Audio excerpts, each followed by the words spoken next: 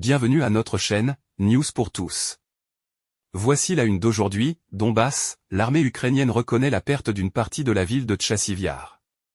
L'Ukraine confirme jeudi avoir retiré ses troupes d'un quartier de la ville stratégique de Tchassivyar. La veille, Moscou en avait revendiqué la conquête. L'armée russe continue d'attaquer le reste de la ville, dans l'espoir d'en contrôler la totalité. L'armée ukrainienne a confirmé, jeudi 4 juillet, sa retraite d'un quartier d'une partie de Tchassivyar, dans le Donbass. La conquête de cette ville stratégique, dans l'Est, avait été revendiquée la veille par Moscou. Le commandement a décidé de se replier sur des positions plus sûres et mieux préparées, a déclaré à la télévision Nazar Voloshin, porte-parole du groupement de forces Khortytsia déployé dans la zone. La Russie a revendiqué mercredi la conquête d'un premier quartier de la ville stratégique de Tchassivyar, dont elle tente depuis des mois de s'emparer dans l'espoir d'une percée décisive dans l'Est de l'Ukraine. Sa position en hauteur permettrait en effet aux troupes russes d'atteindre avec leurs canons notamment Kramatorsk, la plus grande cité minière de la région de Donetsk et garnison ukrainienne sur cette partie du front. La Russie a l'initiative.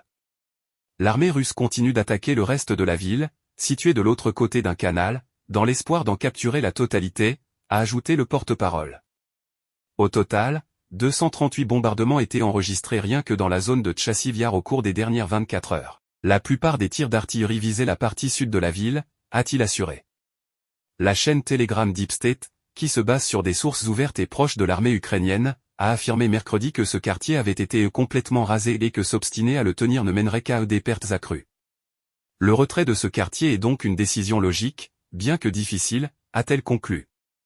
L'armée russe est à l'initiative ces derniers mois sur le front, grignotant du terrain petit à petit. Elle cherche à enfoncer les lignes de défense ukrainiennes dans l'Est, pour conquérir la partie du Donbass qu'elle ne contrôle pas, plus de 2 ans après le début de l'invasion et 10 ans après y avoir initié le déclenchement d'un conflit séparatiste. Merci pour votre visite à notre chaîne, News pour tous. Veuillez vous abonner, aimer et partager notre chaîne. Merci, on se revoit à bientôt.